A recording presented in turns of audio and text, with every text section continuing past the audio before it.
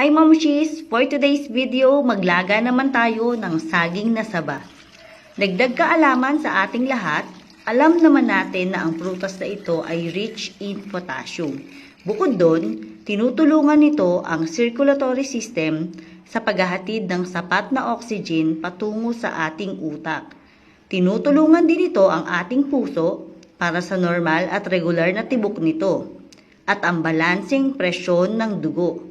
Kaya naman, ugaliin nating kumain ng saging na saba. Masarap na, mura at napakasustansya.